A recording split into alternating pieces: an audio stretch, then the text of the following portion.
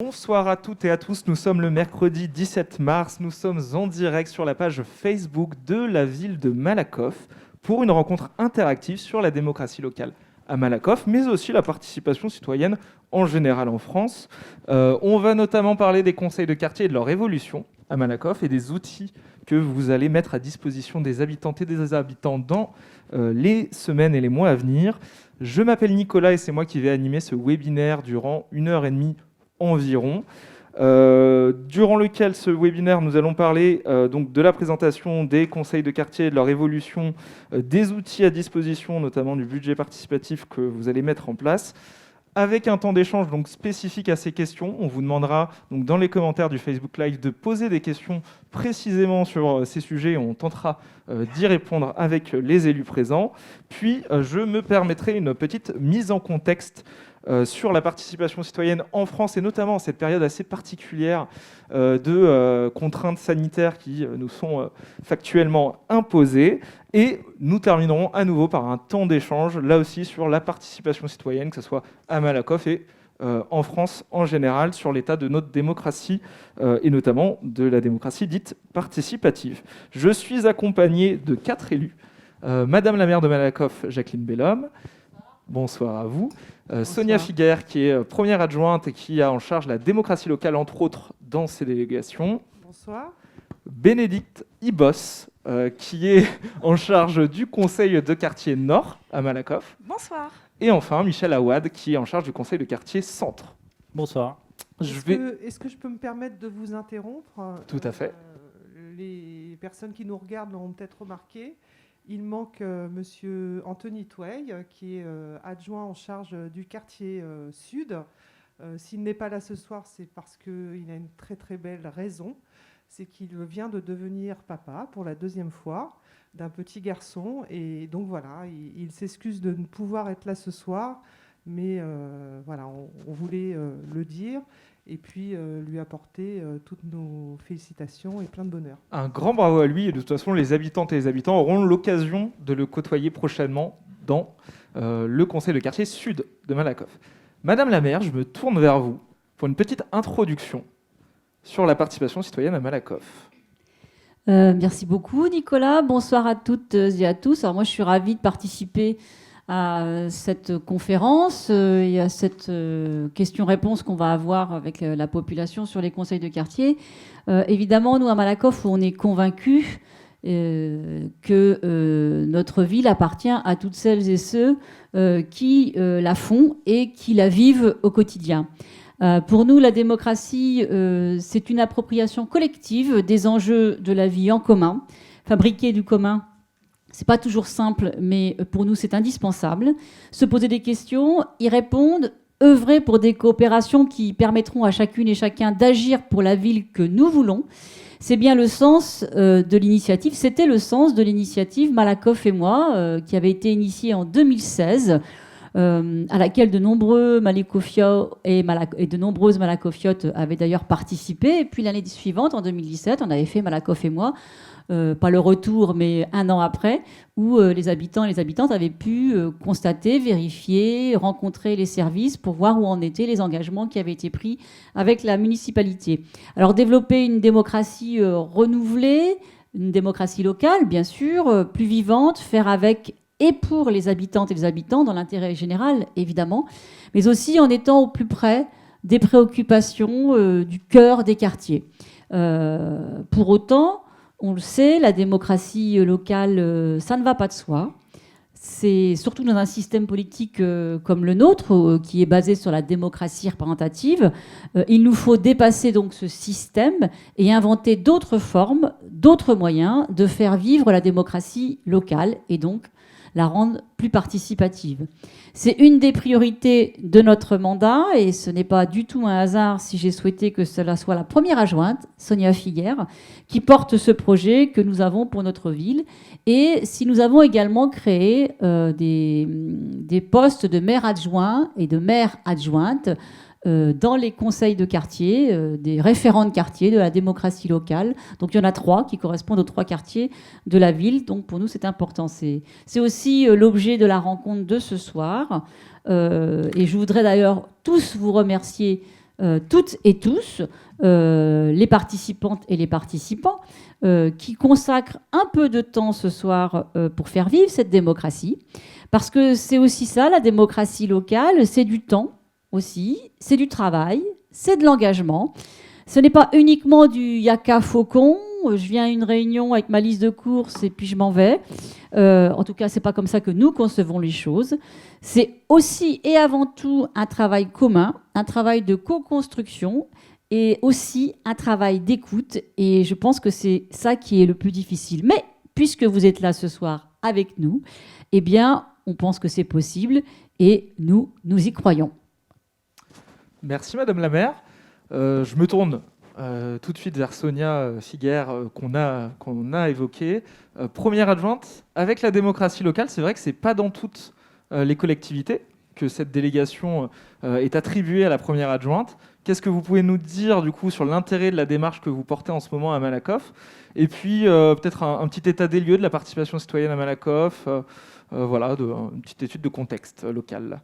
Oui, avec plaisir. Donc, en effet, comme l'a spécifié Madame la maire, la ville de Malakoff porte l'ambition de développer la démocratie locale pour en faire, je dirais, un véritable outil d'émancipation. Nous voulons donc approfondir, je dis bien approfondir, parce qu'en effet, comme vous l'avez dit, il y a un historique, approfondir la participation citoyenne et surtout l'ouvrir davantage à tous les publics. Ça suppose quoi? Ça suppose qu'on renouvelle à la fois les modalités de co-construction de nos politiques publiques et ça suppose qu'on repense les espaces et les dispositifs de participation. Alors, c'est vrai qu'en cette période, face à l'impossibilité de réunir physiquement les habitants durant cette pandémie, nous devions de trouver aussi des solutions, des alternatives afin de continuer à dialoguer et à être en contact avec les habitants. Nous avons développé notamment des outils numériques afin d'assurer cette participation. L'organisation de cette conférence débat sur la démo locale avec un focus sur les conseils de quartier va nous permettre aussi de relancer la dynamique des conseils de quartier. Conseil de quartier qui devait avoir lieu au départ au mois de novembre, mais que nous n'avons pas pu tenir parce qu'il y avait cette période de confinement et de couvre-feu. Les conseils de quartier, c'est vraiment un rendez-vous citoyen. Ils permettent de présenter les actions mises en place pendant... ça va nous permettre de discuter avec les habitants sur les actions qu'on peut mettre en place sur ces périodes de couvre-feu, de confinement, de reconfinement, de déconfinement. Enfin, c'est très déstabilisant aussi. Voilà. Et permettre aussi, voilà, cette conférence va nous permettre d'échanger sur les conseils de quartier qui vont être relancés dès la semaine prochaine, puisque je rappelle que les conseils de quartier, le premier va avoir lieu le 25 mars. En visioconférence, c'est bien ça? En visioconférence, tout à fait.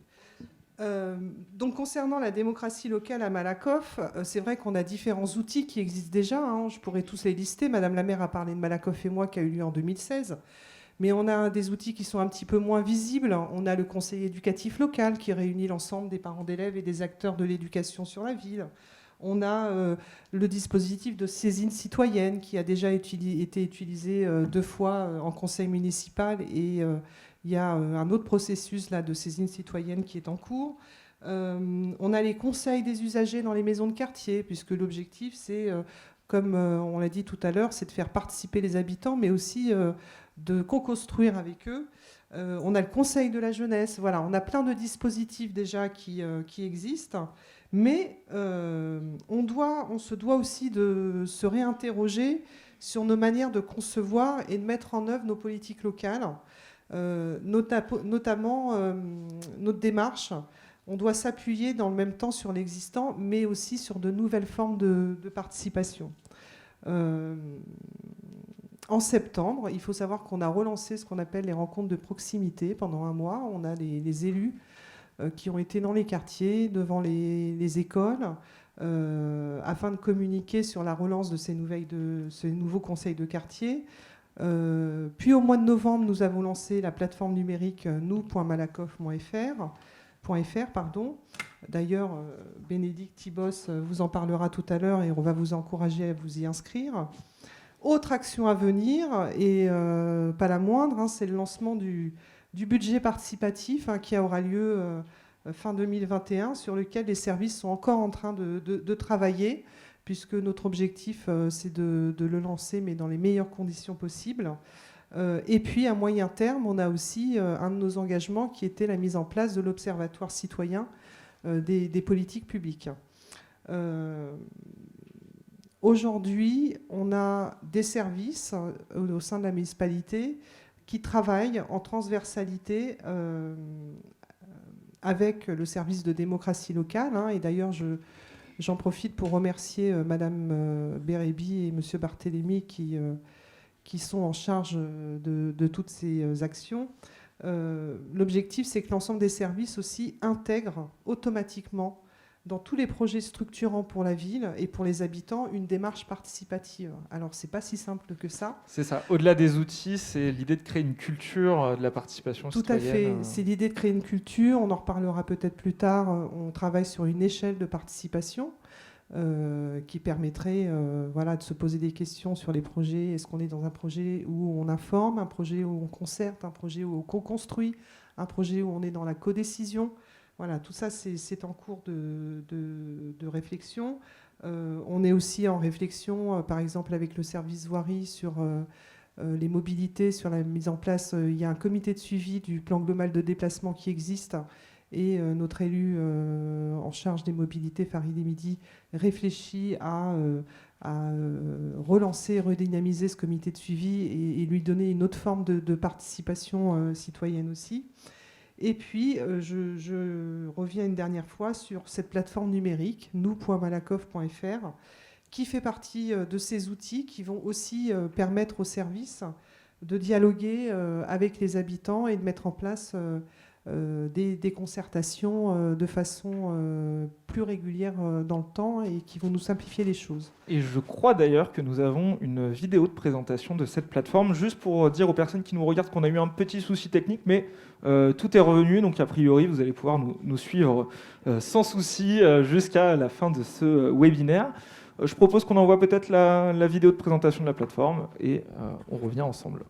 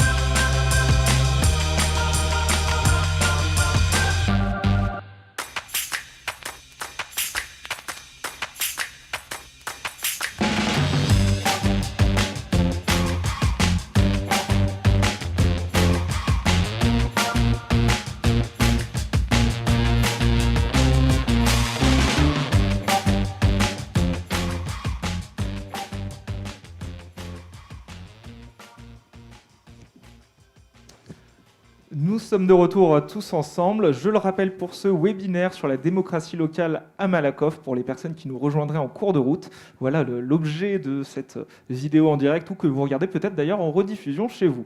Je me retourne à nouveau vers Sonia pour aller rentrer dans le vif du sujet. Parlons des conseils de quartier et de leurs évolutions potentielles. Avec d'ailleurs un petit rappel sur les dates des prochains conseils de quartier qui se tiendront en visioconférence très bientôt. Ça arrive vite. Oui, ce qu'il faut savoir, c'est que, bon, on a communiqué dessus, mais je pense que c'est bien de le rappeler ce soir. On a voté en conseil municipal un nouveau découpage géographique des conseils de quartier, puisqu'on est passé sur l'ancienne mandature, il y avait 5 conseils de quartier. Aujourd'hui, on passe à 3 conseils de quartier. C'est des quartiers qui se rapprochent davantage du vécu et des usages des habitants et qui correspondent aussi au secteur géographique des maisons de quartier, puisqu'on a 3 maisons de quartier sur la ville. La maison de quartier Voltaire-Prévert sur le quartier nord, la maison de quartier Valette sur le quartier centre et la maison de quartier Barbus sur le quartier sud. Donc désormais, nous avons 3 conseils de quartier. Donc le quartier sud avec l'adjoint de quartier, je le répète, qui est Anthony Twey. Le quartier centre avec l'adjointe de quartier avec l'adjoint de quartier qui est Monsieur Awad, et le quartier nord avec l'adjointe de quartier, donc Madame Ibos. Donc il y aura en effet les 3 conseils de quartier. Celui du sud aura lieu dès la semaine prochaine, le 25 mars. Celui du quartier centre le 1er avril et celui du quartier nord le 8 avril. Donc tout ça en visioconférence. C'est ça, sur inscription. Donc n'hésitez pas à vous rendre sur nous.malakoff.fr et vous aurez l'adresse mail à laquelle vous inscrire. Tout à fait. Deuxième modification, c'est que on va complètement retravailler la charte de fonctionnement des conseils de quartier, mais je laisserai Michel Awad en parler tout à l'heure. Une des nouveautés, c'est qu'on a quand même modifié la composition des collectifs d'animation. Les collectifs d'animation, c'est ceux qui préparent un petit peu les séances, qui décident, qui organisent les ordres du jour, qui garantissent la possibilité aux habitants de pouvoir s'exprimer. Donc on a retravaillé en mettant en place différents collèges. Donc il va y avoir un collège habitant. Dans ce collège habitant, on aura des habitants volontaires, c'est-à-dire que bien évidemment, j'invite tout le monde à venir au conseil de quartier. Il n'y a pas besoin d'être sélectionné. Tout le monde est le bienvenu. Et puis on a aussi tiré au sort des habitants sur les listes électorales pour essayer d'inciter ceux qui ne viendraient pas de façon spontanée à venir dans ces conseils de quartier. On aura un collège commerçant, un collège d'associations, un collège de jeunes et un collège d'élus, puisque l'objectif, c'est aussi de faire partager et de co-construire avec l'ensemble des acteurs d'un quartier. Dans un quartier, il y a une vie, il y a des habitants, il y a des commerçants, etc. Voilà. Donc voilà toutes les modifications, mais je ne voudrais pas trop qu'on rentre dans les détails parce que notre objectif principal sur les premiers conseils de quartier, c'est de travailler sur une charte de fonctionnement et on veut la construire avec les habitants et c'est les habitants qui décideront ce qu'ils veulent faire de leur conseil de quartier. C'est voilà. Ça. Donc finalement, il y a un nouveau format des conseils de quartier, mais tout n'est pas décidé et on va vous mettre à contribution, donc vous les habitants et les habitantes, pour participer finalement à cet affinage du fonctionnement, puisque c'est le cœur de la participation citoyenne au niveau local. Merci beaucoup. Je me tourne spontanément vers Michel Awad, qui a en charge le conseil de quartier centre, si je ne dis pas de bêtises, et qui va nous donner un peu sa vision du quartier, puis nous donner quelques éléments sur cette évolution du fonctionnement des conseils de quartier. Bonsoir et merci. Donc, je suis adjoint référent du quartier centre. Avec le nouveau découpage donc, de notre quartier centre, qui maintenant est constitué de l'anciennement MDE, Maison de l'Enfant, et le centre comme il se situait. Avant, ça fait, on va dire, plus ou moins un tiers de la population malakofiote, 10 500 habitants. Sur la surface du territoire, je pense comme ça visuellement que ça devrait être un tiers aussi de Malakoff.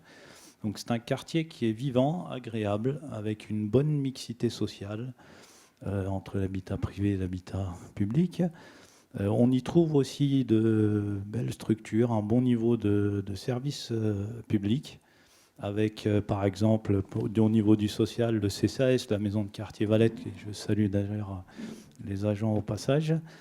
Au niveau de la santé, avec le centre Ténine, le centre municipal de santé. Au niveau du sport, avec le stade Lénine, le gymnase Rousseau. Pour la culture, le théâtre 71, le cinéma, et aussi la bibliothèque. Et enfin, les écoles, 2 écoles, Jaurès, Moquet. Donc c'est un quartier qui, en plus d'avoir un bon service, un bon niveau de service public, est un quartier où il y a des lieux de passage. C'est un quartier que je n'ai pas trop à présenter parce qu'en fait, je pense que tous les Malakofiaux, ils transitent ne serait-ce que pour faire le marché, pour faire leurs courses, puisqu'on a aussi un bon niveau. Je pense que le quartier centre regroupe une bonne partie des commerces de proximité, hein, si je ne fais pas erreur. Et puis il y a le marché avec sa place passante, un lieu d'échange et de débat et agréable. Donc je ne vais pas m'attarder sur notre fameux quartier centre que tout le monde, je pense, connaît dans la ville. Par contre, je vais vous inviter, donc, comme l'a dit Sonia, en complément, à notre premier quartier, donc à mon premier conseil de quartier, qui se tiendra le 1er avril. Bon, vu les contraintes sanitaires, Bénédicte rigole, c'est pas un poisson d'avril en avance. Donc, qui, avec les contraintes sanitaires, se fera en numérique. Voilà. Je vais me permettre de poursuivre, donc pour compléter ce que Sonia a dit tout à l'heure sur la nouvelle formule des conseils de quartier et comment ils ont été, on va dire, refontés. Donc en complément de l'ancienne formule, on a également un tirage au sort qui est prévu pour le collège des habitants, pour justement essayer de mobiliser des nouveaux conseillers de quartier sous une nouvelle forme, diversifier donc les membres. Et puis peut-être que ce mode de mobilisation, il permettra que des nouveaux habitantes et des nouveaux habitants s'investissent dans le conseil de quartier, ce qui n'aurait peut-être pas été le cas avant. Et donc, je voudrais aussi rappeler que tout le monde a sa place dans nos conseils de quartier et qu'il n'y a pas d'experts.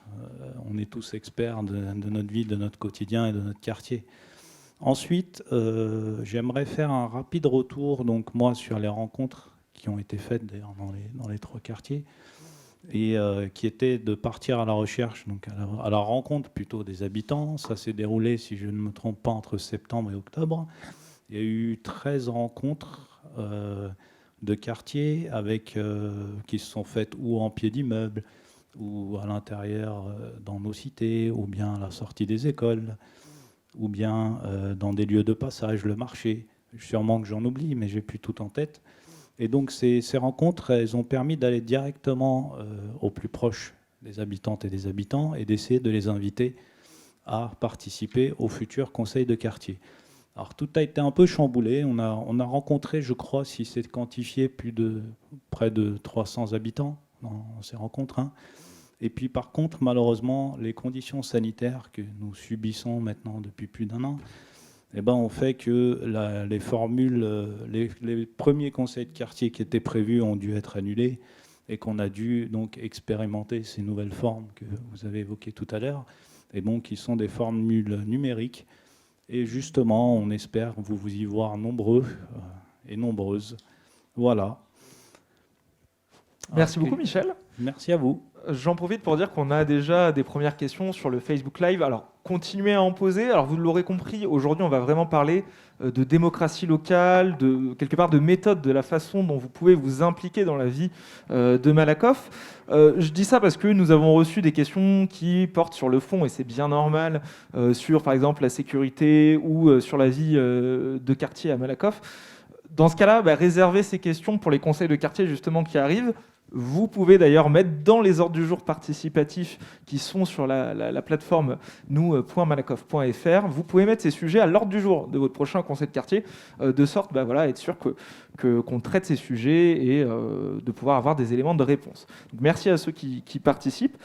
Je vais me tourner vers Madame Ibos, Bénédicte de son prénom, qui est en charge du conseil de quartier Nord. Et même exercice, nous donner un petit ressenti à la fois sur le quartier et puis sur cette évolution des conseils de quartier et du vôtre notamment. Oui, tout à fait. Donc moi, je suis l'élue du quartier nord. Comme son nom l'indique, c'est donc au nord de la ville. La spécificité, c'est que ça touche Paris, donc le sud de Paris, le 14e. Et donc ça suppose tout de suite, voilà, on pense tout de suite le lien qu'il y a entre Paris et entre Malakoff. Donc forcément, c'est une zone de passage très importante. D'ailleurs, à Malakoff, nous, on va faire attention à développer au maximum ce qu'on appelle les déplacements doux. Donc, c'est sûr que le quartier nord est très impacté par la voiture, par tout ça. C'est pour ça qu'on va essayer de mettre en place des moyens de déplacement qui soient les plus doux et les plus apaisés possibles pour la population qui habite au nord. On a aussi le périphérique. Donc, vous voyez, tout de suite, on voit que c'est pas tout à fait la même physionomie que le quartier centre ou même que le quartier sud, qui lui, pour le coup, est beaucoup plus bucolique, je dirais.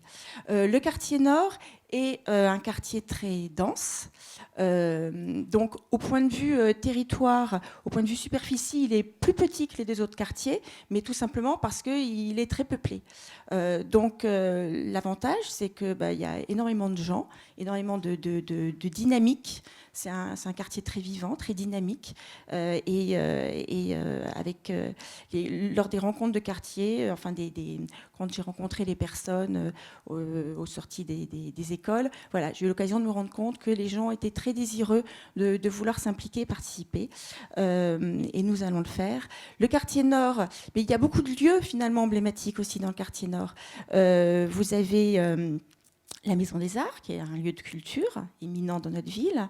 Vous avez la Maison de quartier Prévert, bien évidemment, qui est un petit peu le poumon du quartier, je dirais, parce qu'il se passe énormément de choses. Et donc, on va bien évidemment faire avec la Maison du quartier et avec toutes les personnes qui travaillent, les bénévoles, les personnes de la ville, les habitants. Tout le monde, bien sûr, pourra participer activement. Il y a aussi le Klaxin, je crois que tout le monde voit cette grande tour là, une cheminée, exactement, je cherchais le mot, la cheminée Klaxin, que tout le monde identifie, qui est classée monument historique, donc c'est une chance. Des films d'ailleurs qui sont tournés par le passé. Il y a également aussi le foyer d'Arty, qui fait partie intégrante du quartier nord, puisque c'est une résidence de personnes en situation de handicap. Et ce sont donc des habitants et des habitantes à part entière du quartier. Et nous allons faire, bien sûr, avec les personnes qui résident dans le foyer d'Arty. Vous avez aussi un projet, là c'est quelque chose où on se projette vraiment dans l'avenir. Pour vous dire que le quartier nord, c'est un quartier d'avenir. C'est que là aussi, tout le monde visualise l'INSEE, l'immeuble de l'INSEE, qui actuellement n'est plus du tout l'immeuble de l'INSEE, mais qui a été occupé par l'INSEE pendant des années, qui va être détruit. Puisqu'il est très amianté. Donc ça, c'est évident qu'il va être détruit. Mais à la place, il va y avoir un projet très ambitieux. Je ne vous en dis pas plus ce soir, parce que ce n'est pas l'objet. Mais bien évidemment, toutes les personnes du quartier nord sont concernés par ce projet. Ça s'appelle la Porte de Malakoff. Et voilà, c'est une spécificité. Tout le quartier va être refait. J'en profite pour vous dire qu'on a une petite question justement à ce sujet et sur ce quartier. Et je l'aborderai dans le temps de questions juste après. Avec plaisir. Voilà. Je finis juste. Je sais, je suis bavarde. Je suis désolée. Ah non, mais je vous en prie, allez-y.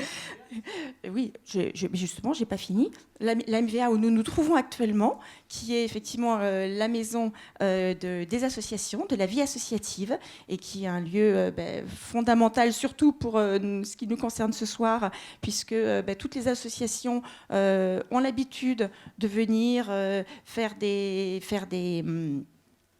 rencontres. Il y a aussi des associations qui ont leurs locaux sur place, qui font des accueils, voilà. Et puis c'est aussi pour tous les habitants, c'est pas que pour les associations, la maison de la vie associative. Vous avez aussi le centre de santé Marie-Thérèse, qui n'est pas un centre de santé municipal, mais qui est quand même un centre de santé où beaucoup de Malakofiois et de Malakofiotes se rendent et qui dépend de l'hôpital Saint-Joseph. Et puis vous avez, alors c'est limitrophe avec ton quartier, Du coup, on va se le partager. C'est la fac qui est un petit peu sur les deux, mais qui est aussi la fac Paris Descartes, qui accueille une fac de droit et d'économie, qui accueille énormément d'étudiants qui ne sont pas forcément malacofio, malacofiotes, qui viennent de toute l'Île-de-France, beaucoup de Paris, mais qui est quand même un lieu essentiel. Et ces étudiants et étudiantes vont intégralement pouvoir participer à nos conseils de quartier, parce qu'ils y auront toute leur place en tant que, même s'ils ne logent pas sur Malakoff, mais ils font partie de la vie du du quartier Nord, et donc du conseil de quartier Nord. Donc maintenant, déjà beaucoup de choses ont été dites concernant notre beau projet. Je vais revenir peut-être plus spécifiquement sur la plateforme numérique, qui est vraiment un outil tout à fait nouveau, et on en est extrêmement content à la ville de Malakoff de pouvoir mettre en place ce nouvel outil. Vraiment, moi, je vous encourage toutes et tous à vous inscrire. C'est très facile, vous créez votre compte comme pour n'importe quel outil numérique. Je pense que maintenant, c'est quelque chose que nous pouvons tous faire assez facilement. Et une fois que vous avez créé votre compte, vous arrivez sur une page d'accueil générique, et à ce moment-là, vous avez une page dédiée au conseil de quartier. Donc, vous cliquez sur conseil de quartier. Là, vous arrivez sur une page qui réunit les 3 conseils de quartier, et ensuite vous pouvez bien sûr choisir votre conseil de quartier, donc pas forcément le Nord, vous avez le centre et le Sud aussi, et là ce qui est intéressant, c'est que vous pouvez déposer vos questions et surtout vos propositions, puisque un de nos objectifs, c'est de pouvoir co-construire ensemble les conseils de quartier. Donc la co-construction, elle se fait en amont, c'est-à-dire vous pouvez écrire vos propositions, et bien sûr, nous, après, on va en tenir compte, et ça va nous permettre d'être au plus proche de vos attentes et de co-construire ensemble le conseil de quartier. Parce que j'en profite pour dire que les conseils de quartier, ce n'est pas les conseils de quartier de la municipalité. C'est les conseils de quartier des habitants. C'est fait par les habitants, pour les habitants, c'est collaboratif, donc bien évidemment la municipalité y a un rôle important, mais cela dit, on compte vraiment sur vous pour être des acteurs et faire vivre au maximum ces conseils de quartier. Donc, je répète très rapidement, parce que ça a déjà été dit, donc les conseils de quartier, le premier, ce sera donc celui du Sud, qui sera donc le 25 mars, le second, le quartier centre, le 1er avril, et le troisième, le quartier nord, le 8 avril, tout ça à 19h. Je peux vous dire aussi, parce que j'imagine que derrière votre écran, vous posez la question, mais dans ce cas-là, ça veut dire que les conseils du quartier, ils seront toujours numériques? Eh bien non, rassurez-vous, heureusement. L'objectif, c'est qu'on se rencontre, c'est qu'on échange, comme on a toujours eu l'habitude de le faire à Malakoff. La convivialité, pour nous, c'est totalement essentiel, on ne peut pas vivre sans. Donc, bien sûr, la rencontre des gens, avec les gens, souvent boire un pot à la fin, le verre de l'amitié, voilà. Tout ça, ça ne va pas disparaître. Dès qu'on peut, on le remet en place. Mais cela dit, on va quand même profiter finalement de cette période où il a fallu tous se réadapter, et donc profiter de cet outil numérique que nous avons particulièrement décidé d'utiliser, parce qu'actuellement on n'a que ça pour échanger ensemble, ou pratiquement que ça. On va le conserver parce que c'est quand même une richesse, c'est quand même un outil qui est très intéressant, qui peut permettre notamment pour les personnes qui ne pourraient pas se déplacer lors des conseils du quartier, peut-être de pouvoir y participer à distance. Donc voilà, donc ça ne va pas s'arrêter après, mais on va faire les deux ensemble. Et comme ça, on aura les bénéfices de tout, du présentiel, comme on dit, et du distanciel. Tout à fait, et j'en profiterai dans la petite mise en contexte générale sur la situation en France depuis que le Covid nous contraint physiquement pour la tenue de rencontres, pour vous donner quelques exemples de ce qui peut se faire, des avantages, des inconvénients de chacune des méthodes. Donc on aura l'occasion d'en discuter pour ceux que ça intéresse. Bénédicte, est-ce que vous aviez terminé? Est-ce que vous aviez autre chose à dire? Oui, je crois que j'ai largement dépassé mon temps de parole. Non, mais merci beaucoup à vous. Je vais me tourner vers Léo Barthélémy, qui est chargé de mission à la démocratie locale, et qui va nous faire justement un rapide partage d'écran sur la plateforme pour montrer un peu à quoi ça ressemble, et notamment la partie questionnaire et co-construction des ordres du jour des conseils de quartier, parce que vous l'avez dit, c'est important.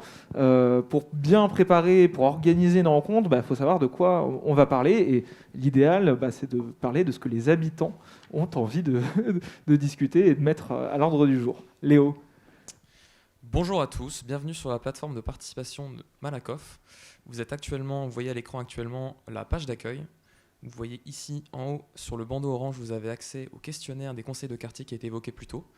Et en descendant un petit peu plus bas, vous avez accès à la vidéo diffusée et également aux 3 pages des conseils de quartier, le sud, le centre et le nord. Nous allons aller voir sur le sud. Hop. Ça charge, voilà. Alors sur chaque page, une partie informative est prévue pour expliquer à quoi ressemblent les conseils de quartier, quand les prochains auront lieu, qu'est-ce qui s'est passé entre chaque conseil de quartier. Et vous voyez actuellement, il y a une page qui a été ouverte. Venez participer à la construction de l'ordre du jour des conseils de quartier, sur laquelle vous pouvez venir très simplement déposer des thèmes, des propositions pour les prochains ordres du jour des conseils de quartier. Pour ce faire, c'est très simple, il vous suffira de cliquer sur Nouvelles propositions. Toutes les consignes sont écrites et indiquées. Il vous suffira juste de vous créer un compte. En 5 minutes, cela sera fait, ou de vous connecter si vous avez déjà un. Voilà. Est-ce que je peux poser une question ? Bien sûr.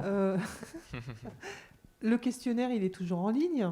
Le questionnaire est toujours en ligne, oui. Oui, je pense que c'est important de le préciser à ce moment-là. C'est que sur cette plateforme numérique, on a mis un questionnaire à destination des habitants sur les conseils de quartier, puisque notre objectif, comme on vous l'a dit, c'est de les redynamiser et de les refonder. Et ce questionnaire s'adresse à la fois aux habitants qui ont déjà participé à des conseils de quartier, mais aussi aux habitants qui n'ont jamais participé au conseil de quartier, parce qu'on aimerait bien savoir pourquoi ils n'y participent pas et comment on pourrait faire pour les inviter et les inciter à venir à ces conseils de quartier. Donc voilà, je pense que c'était important de le préciser aussi.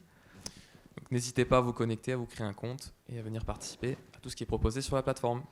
Merci beaucoup Léo pour la petite démonstration pratique et merci Sonia pour ce rappel. C'est vrai que de ce point de vue-là, ça va peut-être éclairer aussi nos échanges à venir et notre débat conclusif du webinaire. Je vais en profiter pour prendre une première série de questions qu'on a reçues en commentaire du Facebook Live et l'occasion de vous rappeler que vous pouvez continuer à déposer vos questions, vos remarques, vos avis, vos ressentis sur cet espace de commentaires.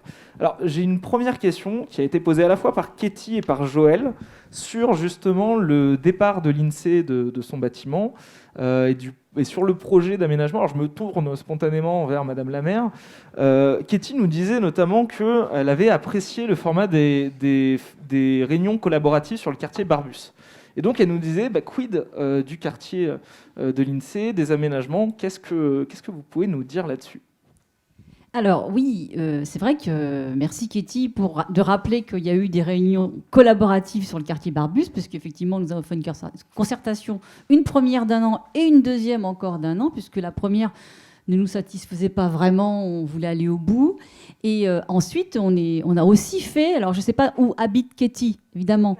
Si elle habite dans le quartier sud, non, mais parce que ça montre bien quand même. Je n'ai pas cette information. Non, mais si elle est au courant de la concertation sur quartier sud, c'est parce que peut-être elle y habitait. Parce que nous avons fait l'année suivante une concertation également sur sur l'INSEE. On a eu une concertation qui a duré quasiment 1 an avec un film questionnaire des habitants, pas que du quartier nord d'ailleurs, puisqu'on avait inclus dedans une partie des habitants du 14e et aussi de Vanves, parce que c'est un quartier qui est vraiment à l'intersection de Paris. Et puis nous avons fait des balades urbaines, des ateliers de concertation, des réunions publiques, un questionnaire, un sondage. Et il y a un projet qui avait émané, mais évidemment à chaque fois tout au long de cette concertation, on disait bien qu'il y avait quand même un petit inconvénient, c'est qu'il y a une parcelle qui nous appartient à nous, la ville, et sur laquelle on peut faire ce qu'on veut, et l'autre parcelle qui appartient à l'État. Et cette parcelle, elle appartient toujours à l'État. On pensait qu'ils allaient nous la céder, puisque c'était leur idée au départ. Et puis finalement, l'État est revenu et a décidé finalement d'installer le ministère des Affaires sociales. Et donc, propose un autre projet qui, il faut bien dire, contrarie un peu le nôtre, qui n'a pas grand-chose à voir avec le nôtre. Mais donc, nous avons saisi l'opportunité, puisque ça existe, d'un droit d'initiative qui existe dans la loi, et on a demandé à l'État de réorganiser une nouvelle concertation avec les habitants, parce que nous, on pense que plus il y a de concertation, mieux c'est, puisqu'évidemment, et ça ne sera pas tout à fait le même projet qui émanera, parce que l'État a ses contraintes. Ils viennent avec le ministère des Affaires sociales, qui comporte le ministère du Travail, le ministère de la Santé et le ministère de je ne sais plus quoi, mais ça va me revenir. Et donc 3 ministères, c'est pratiquement presque 2000 salariés, donc c'est énorme évidemment, et donc le projet va évoluer. Mais il y aura une nouvelle concertation qui va se mettre en place. Oui. Donc la discussion n'est pas close a priori. Absolument. Alors nous, on a quand même, ils intègrent dedans notre projet parce qu'on a des contraintes et on a des exigences aussi. Donc ils se sont engagés, on est en dialogue avec l'État maintenant depuis un bon moment. On fait des réunions, des allers-retours, c'est très très compliqué. C'est très très long aussi, mais on avait la volonté de travailler en bonne intelligence avec l'État. Ce qui se passe d'ailleurs, ce qui se déroule, on va avoir un projet au final qui sera plus trop ce qu'on souhaitait nous au départ sur cette parcelle-là, parce que l'autre parcelle, c'est la nôtre. Mais on aura quand même la voix au chapitre, puisqu'on va être de nouveau concerté. Mais on repart un petit peu, donc ça prend un peu de retard. Et j'en profite pour dire que, en fait, l'UNICE va se vider, puisque vous savez qu'on héberge depuis maintenant 2 ans des personnes sans domicile fixe.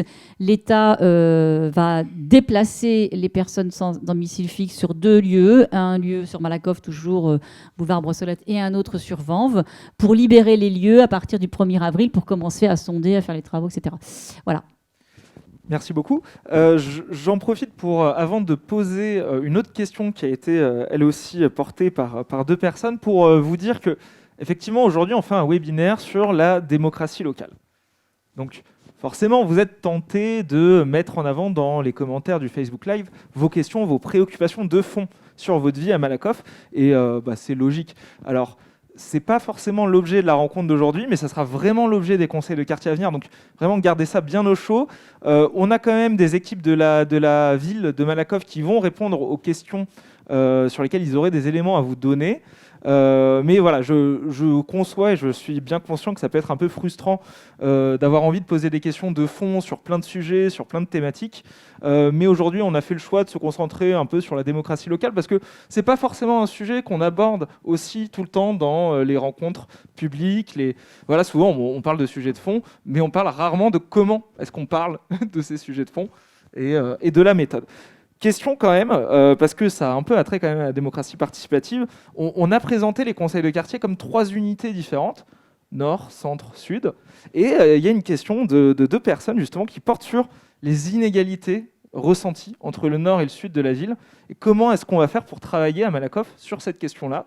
Est-ce que moi j'en profite pour ajouter peut-être un petit bout de question, mais est-ce que vous n'avez pas peur d'un fonctionnement peut-être en silo des conseils de quartier, et qu'est-ce que vous pensez pouvoir faire pour essayer de créer de l'interaction entre les conseils de quartier pour pouvoir aborder des problématiques communes ? À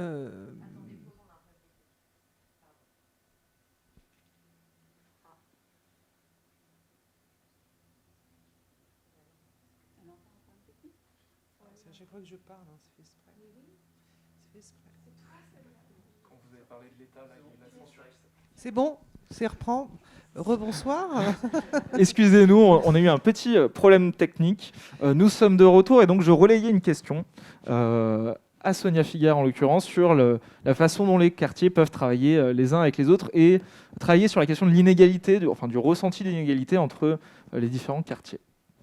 Justement, alors il y a 2 choses. Ce qu'il faut savoir, c'est que il va y avoir un travail par quartier, et on le disait tout à l'heure, qui mieux que les habitants du quartier connaissent leur quartier et connaissent les besoins du quartier, et en plus en mettant dans ces conseils de quartier des commerçants, des associations, en diversifiant les acteurs, ça va permettre pour chaque quartier de travailler et de co-construire sur des actions adaptées et cohérentes par rapport au quartier.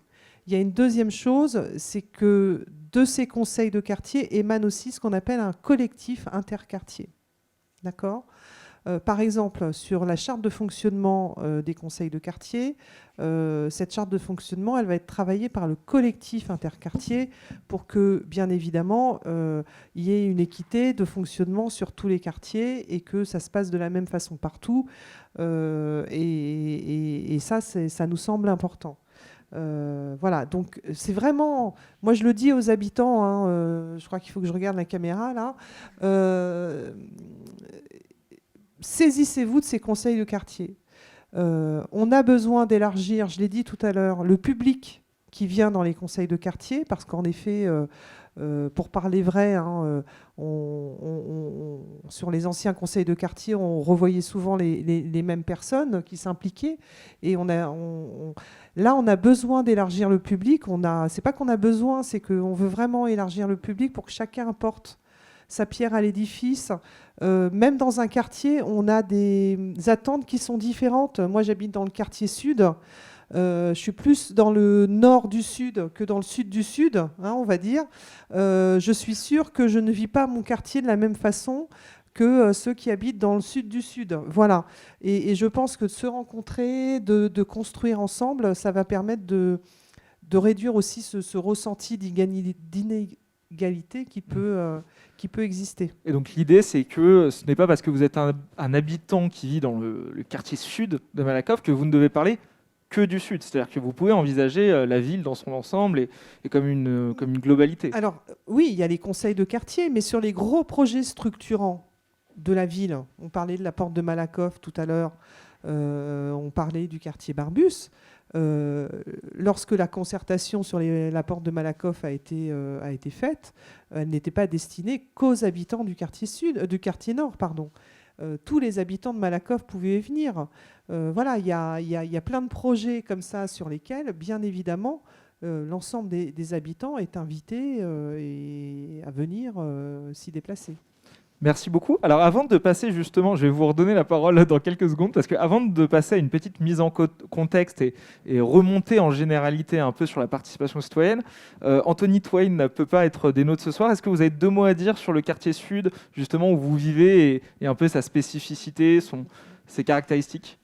Oui, alors le quartier sud, c'est un quartier, contrairement au quartier nord et au quartier centre, qui est très étendu géographiquement et qu'on pourrait considérer un petit peu comme coupé en deux. C'est un petit peu le ressenti des habitants, parce que dans ce quartier, on a le stade Cerdan, le gymnase Cerdan et le parc Salagnac. Et puis on a surtout le fort de Vanves, hein, ce qu'on appelle le fort de Vanves. Je ne sais plus combien d'hectares ça fait, Madame la maire, mais ça prend quand même une grosse partie, et donc ça coupe le quartier. Donc il y a aussi ce sentiment, hein, d'être éloigné. Malakoff, c'est une petite ville, hein, pour passer du sud au nord à pied, allez, on met 30 minutes en marchant tranquillement. Donc, mais il y a quand même un sentiment d'éloignement. Et en même temps, c'est un quartier, chacun le vit à sa façon, avec ses commerces de proximité, mais qu'on doit perfectionner aussi. Et d'ailleurs, c'est ce qu'on va faire dans le cadre du projet 100% Barbus. Puisque il va y avoir un vrai travail de concertation, et puis notre objectif, c'est de redynamiser aussi le tissu commercial dans ce quartier-là. D'ailleurs, c'était ce qui était ressorti, hein, des rencontres de Malakoff et moi en 2016. Voilà, donc c'est un quartier très étendu géographiquement, mais en même temps qui est très agréable à vivre, avec son petit marché, hein, sur la place Léo Figuère. On a la maison de quartier Barbus, on a l'annexe du centre municipal de santé Jacqueline Hakoun-Cornet. On a les 2 collèges sur le quartier sud, hein, c'est la caractéristique de ce quartier. On a les 2 collèges de la ville qui sont présents, on a le lycée Louis Girard, on a la piscine. Voilà, on a pas mal d'équipements publics qui sont présents dans ce quartier et qui sont fortement fréquentés. Et ce grand parc Salagnac, hein, bien évidemment, que tout le monde connaît. On a tous traîné nos guêtres au parc Salagnac. Voilà. Merci beaucoup, Sonia, pour ces petits éléments, en l'absence d'Anthony, qu'on félicite à nouveau pour l'heureuse nouvelle. Alors maintenant, on va passer à une autre séquence de ce webinaire où on va remonter un peu en généralité et essayer de réfléchir à la participation citoyenne, certes à Malakoff, mais placée dans un contexte national et malheureusement sanitaire qui touche en fait tous les acteurs de la participation citoyenne en France. Je vais demander un petit exercice aux élus présents, c'est que pendant que je vais parler, donc ça va durer peut-être un petit quart d'heure, de noter des remarques éventuelles, des questions, des doutes sur ces sujets pour qu'on puisse après en discuter. Et évidemment, on rebondira aussi sur vos questions, à vous qui nous regardez depuis chez vous. Donc allez-y, c'est le moment là d'écrire vos questions dans le Facebook Live qui me sont après transmises. Alors, une petite contextualisation, ça passe aussi par définir les termes du sujet. Et quand on parle de participation citoyenne institutionnelle en France, de quoi on parle ? On parle essentiellement de 3 choses. La première, et on en a essentiellement parlé, c'est les instances de démocratie locale en continu, présentes dans les collectivités territoriales, donc les conseils de quartier, les budgets participatifs, où l'idée là, c'est un peu le CDI de la participation citoyenne, c'est-à-dire qu'on compte sur une participation sur le long terme, sans date de fin, ni même de début du dispositif. La deuxième forme de participation institutionnalisée en France, c'est les concertations thématiques spécifiques. Et là, on l'a évoqué avec le cas de l'INSEE, par exemple. Là, il y a un début, il y a une fin, il y a un sujet quand même assez précis. Ça peut être la rénovation d'un square, la construction d'une ligne de tramway, des aménagements urbains. Et enfin, et on ne le sait pas forcément toujours à l'échelle de la démocratie locale, il y a une troisième forme de participation citoyenne, c'est les grands débats publics sur des projets, des enjeux nationaux, en général pilotés par la CNDP, la Commission nationale du débat public, qui est une autorité administrative indépendante, donc c'est pas l'État, c'est pas des élus, c'est pas des collectivités, et là ça va concerner quand même des projets à plusieurs millions, milliards d'euros. Je pourrais citer Europa City, les projets de parcs éoliens en mer, ou encore le débat récemment sur la politique agricole commune qui s'appelait Impactons. Voilà, donc ces 3 types de participation citoyenne, elles ont toutes été impactées par la crise sanitaire qu'on a tous connue en mars 2020, donc il y a 1 an tout pile. Et à l'époque, déjà, l'Institut de la concertation et de la participation citoyenne, qui est une association qui regroupe des professionnels de la démocratie participative en France, s'est posé la question, cet institut, de qu'est-ce qu'on peut attendre de la démocratie d'après-crise sanitaire. Et là, ils ont établi 3 scénarios, assez simples et assez évidents, mais ça fait du bien des fois de se le dire. Premier scénario, c'est simplement le maintien de la situation antérieure.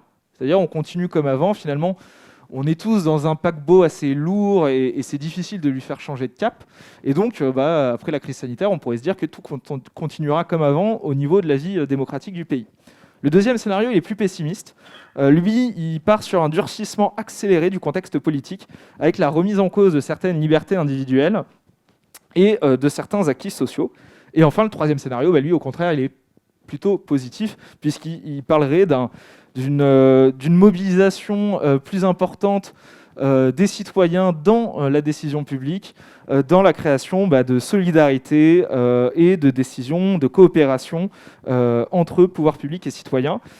Je vous laisse réfléchir, chers élus présents, et puis vous, spectateurs chez vous, habitants, sur vers quel scénario, 1 an plus tard, on se dirige. Parce que ça, c'était en mars 2020 que l'Institut de la concertation se faisait ses prédictions. Mais alors, en février 2020, avant la crise sanitaire, où est-ce qu'on en était ? C'est vrai qu'on l'oublie un peu, mais on était dans un contexte, depuis notamment le mouvement des Gilets jaunes, d'aspirations démocratiques un peu diverses et un peu parfois contradictoires. Alors on se souvient tous du grand débat national lancé par le gouvernement en janvier 2019, qui a été très critiqué. Alors critiqué notamment en termes de méthode.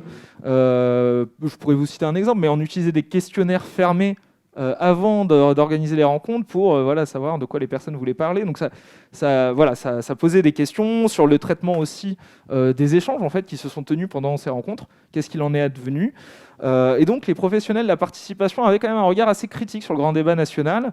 La Commission nationale du débat public a par exemple émis de sérieux doutes et a refusé d'accompagner la démarche. Donc ça montrait quand même qu'on était dans une phase de questionnement. Et en parallèle, vous aviez une autre initiative qui s'appelle Le Vrai Débat, qui était un peu le pendant du grand débat, mais qui était porté, lui, par un collectif de citoyens issus du mouvement des Gilets jaunes, et qui illustre du coup le fait que débat public et démocratie participative, c'est des mots, c'est des termes, mais ça n'a pas la même signification pour tous les acteurs en fonction de que vous soyez le gouvernement, un mouvement citoyen, une association ou autre. Et j'aurais pu d'ailleurs vous citer la revendication du référendum d'initiative citoyenne, le RIC, qui était une revendication qui a été publicisée. Et c'est assez inédit parce que c'est pas tous les jours en France qu'on avait des revendications sur les questions démocratiques. Donc c'était un peu ce contexte-là, là, début de l'année 2019. Quelques mois après, vous avez eu la Convention citoyenne pour le climat, qui a été un autre dispositif mis en œuvre et assez médiatisé, qui s'est réuni en octobre 2019 pour la première fois. Donc là, c'était 150 citoyens tirés au sort pour réfléchir aux questions environnementales et aux enjeux climatiques. Alors, c'était 7 sessions sur plusieurs week-ends. Donc là encore, principe du tirage au sort qui était assez original en France. Et certes, cette convention citoyenne a été décidée par le gouvernement, mais elle a été pilotée par un comité de gouvernance indépendant. Donc ça a changé un peu la donne. Et je vous invite à voir l'excellent reportage fait par Arte sur cette démarche qui a suivi à la fois le point de vue des organisateurs de la Convention citoyenne pour le climat et le point de vue de certains des participants. Qui d'ailleurs, donc Convention pour le climat, a fait des émules. C'est-à-dire au niveau local, il y a par exemple la région Occitanie qui a lancé une convention citoyenne pour construire ce qu'ils ont appelé le Green New Deal et qui a réuni du coup 100 citoyens durant plusieurs journées de septembre à octobre 2020 pour déboucher ensuite sur une votation citoyenne. Donc mine de rien, on est sur un contexte quand même où on se pose des questions sur la participation citoyenne à différentes échelles nationale, échelle locale. Mais pour en revenir à l'échelle locale quand même, en mars 2020, c'est vrai qu'on l'oublie, il y a eu certes la crise sanitaire, mais on était en période de réserve électorale. Il y avait les élections municipales, et en fait déjà de manière classique, habituelle, en France, quand il y a des élections locales, souvent la participation citoyenne est un peu mise en pause, parce qu'il y a des contraintes. Alors, vous pouvez organiser des rencontres publiques, mais il y a plein de conditions à remplir. On ne peut pas aborder les thématiques de campagne. Les élus ne peuvent pas être présents comme ils le souhaitent. Voilà, donc en général, déjà de manière habituelle, en période de réserve électorale, il y a assez peu de rencontres publiques. Et là, en plus de ça, le deuxième tour des élections municipales a été décalé en juin 2020. Autant vous dire qu'entre mars 2020 et juin 2020, en France, il n'y a pas eu beaucoup de rencontres publiques et de démarches de démocratie locale. Voilà, autant le dire. Il faut dire qu'en plus, la participation citoyenne, et on en a parlé, c'est quand même de l'organisation. C'est des calendriers, c'est anticiper, c'est de l'organisation logistique. Rien que là, pour ce webinaire, on a une régie technique. C'est bête, mais si vous ne pouvez pas faire un calendrier et prévoir ce qui va se passer dans les jours, les semaines à venir, comme c'était le cas en mars 2020, vous ne pouvez pas prévoir d'organiser des rencontres. Donc ça, c'est quand même un contexte à avoir en tête, mais ça a été aussi une opportunité pour certaines collectivités de prendre du recul et de réfléchir aux dispositifs comme les conseils de quartier qu'on a évoqués, les budgets participatifs et s'interroger de la façon dont on peut faire participer les habitants au quotidien, à la vie de la cité, et pourquoi pas en expérimentant de nouveaux outils. Mais expérimenter des nouveaux outils, c'est aussi en voir les limites. Alors évidemment, je pense que vous vous en doutez, je vais parler de la visioconférence. Zoom, Skype, Teams, je ne vais pas citer tous les logiciels de visioconférence, vous les avez sûrement expérimentés dans vos vies privées à chacun et chacune, mais ça a été du coup l'occasion de tester ces rencontres, soit en faisant des rencontres 100% en numérique, soit en faisant de l'hybridation avec des salles de rencontres physiques et des salles de rencontres numériques, notamment quand c'était possible pendant un petit intervalle de temps, entre septembre et octobre 2020. Donc c'est assez bref, mais après il y a eu le reconfinement. Par exemple, à titre personnel, moi j'ai travaillé sur le débat public sur un projet de parc éolien en mer au large de Dunkerque. Et alors typiquement là, c'est vraiment l'exemple de comment le contexte sanitaire peut influencer un débat, puisqu'on a le débat devait avoir lieu début 2020. Il a été reporté de septembre à décembre. Et puis de septembre du coup à octobre, on a organisé des rencontres hybrides avec des salles de rencontres physiques, parfois même plusieurs salles de rencontres physiques. Donc vous aviez 3 salles physiques et une salle en visioconférence. Et donc ça, typiquement, c'est quelque chose auquel on n'aurait pas du tout pensé avant la crise sanitaire, puisque avant la crise sanitaire, on disait tout le monde dans la même salle, au même endroit, au même moment, alors qu'en fait, vous pouvez vous dire, tiens, je vais faire plusieurs salles pour être au plus proche des habitants, notamment sur des territoires un peu vastes, pas forcément le cas de Malakoff, mais ça peut éviter comme ça des temps de déplacement. et d'avoir du coup, en plus de ça, une salle en visioconférence. Voilà, donc ça c'est ce qui s'est fait d'ailleurs, le 100% numérique, ça s'est aussi fait comme là vous allez le faire. Donc nous, en novembre-décembre 2020, sur ce débat public, on a dû faire du 100% numérique, et je peux vous le dire, bonne nouvelle pour la suite, ça fonctionne, on peut participer, évidemment sur le long terme, ça pose plein de questions, et je vais d'ailleurs en poser quelques-unes, puisque j'aimerais vous évoquer justement quelques avantages très pratico-pratiques de la visioconférence. De manière assez concrète, en fait, on y pense peu, mais sur les outils de visioconférence, vous avez un chat textuel à disposition. Et typiquement, quand je suis en train de parler là, vous pouvez, chez vous, poser des questions en commentaire Facebook, sans que ça me dérange et sans que ça n'impacte mon intervention. Donc ça, c'est utile parce que ça va vous permettre d'organiser des rencontres participatives où les personnes vont pouvoir s'exprimer en continu et pas attendre le bref temps d'échange dans lequel ils pourraient s'exprimer avec leur webcam et leur micro. Eh bien, ça aussi, il y a des personnes qui ne sont pas forcément à l'aise avec l'expression à l'oral, qui n'ont pas envie de montrer leur tête, qui n'ont pas envie de s'exprimer. Eh bien, le chat textuel de l'outil de visioconférence peut être un outil pour ces personnes. Alors après, il faut qu'il y ait un animateur qui relaie ces interventions. Mais voilà, à avoir en tête, et c'est quand même un outil intéressant. Ça a aussi permis, la visioconférence, de se détacher de certaines contraintes d'emploi du temps. Alors, je pense notamment aux personnes qui travaillent. Imaginez les temps de trajet, travail-maison, puis maison, lieu de réunion publique. Si vous pouvez faire la rencontre en visioconférence, vous avez des personnes qui vont du coup rester peut-être sur leur lieu de travail ou à la maison s'ils sont en télétravail et pouvoir participer en visioconférence. Donc ça aussi, on pense pas toujours aux personnes qui ne sont pas là. C'est-à-dire qu'on pense souvent aux personnes qui sont là à une rencontre, mais vous avez aussi des personnes qui n'ont pas pu venir pour des raisons parfois matérielles, d'emploi du temps. Et donc la visioconférence peut parfois contrebalancer cet effet. Et enfin, dernier avantage, comme pour ce webinaire, vous disposez d'un enregistrement vidéo, une rediffusion. Donc là encore, si vous n'avez pas pu assister à la rencontre, mine de rien, c'est quand même plutôt sympa de pouvoir réassister en faisant la cuisine ou en s'occupant des enfants aux échanges qui se sont tenus, alors qu'avant, on ne va pas se mentir, on avait souvent uniquement à disposition un compte-rendu écrit des échanges. C'est un peu moins convivial et il faut des fois lire plusieurs pages de texte un peu brut. Donc voilà, donc ça c'est une opportunité. J'en cite 3, je pourrais en citer d'autres, mais c'est pour aussi amener à la réflexion et se dire, tiens, d'une contrainte, on va saisir des opportunités. Mais il y a aussi des inconvénients. Je pense que si je vous parle de fracture numérique, le terme va parler à beaucoup de monde, parce qu'en effet, il y a beaucoup d'habitants, et pas seulement les plus âgés, contrairement aux idées reçues, qui ne sont pas à l'aise avec les outils numériques, voire qui n'y ont tout simplement pas accès. Donc si vous organisez, et si on organise, et c'est ce qui s'est fait, ce qui a commencé à se faire et ce qui commence à se faire, des rencontres en visioconférence, il faut prévoir, il faut anticiper cette fracture numérique. Ça peut par exemple passer par une assistance téléphonique. C'est-à-dire que vous mettez un numéro de téléphone à disposition et puis si quelqu'un est en difficulté, il appelle le numéro de téléphone et la personne va pouvoir la guider sur comment on allume son micro, comment on active sa caméra, comment on utilise le chat textuel. On peut aussi proposer aux personnes de participer par téléphone. Si vous utilisez certains outils, je ne veux pas faire de la pub pour un outil en particulier, mais de visioconférence, vous avez la possibilité de mettre en place un numéro de téléphone. Comme ça, même les personnes qui n'ont pas Internet ont juste à appeler le numéro de téléphone et pourront participer avec leur téléphone à la rencontre. Et enfin, si vous savez que vous allez avoir un public régulier, identifié de participants, parce qu'elles s'inscrivent, parce que l'idée c'est qu'elles participent sur le long terme, vous pouvez aussi proposer des formations. Dire voilà, je vais faire une formation sur l'utilisation de Zoom, Skype, Teams, d'autres outils, et ça peut du coup enlever un frein à certaines personnes un peu mal à l'aise, réticentes à participer à distance. Mais vous voyez, tout ce que je dis, c'est de l'effort, c'est du travail à fournir, et ça implique une organisation qui est au moins aussi importante que lors des rencontres physiques.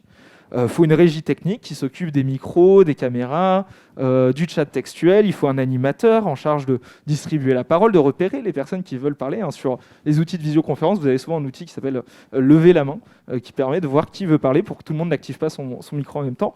Et il faut un déroulé.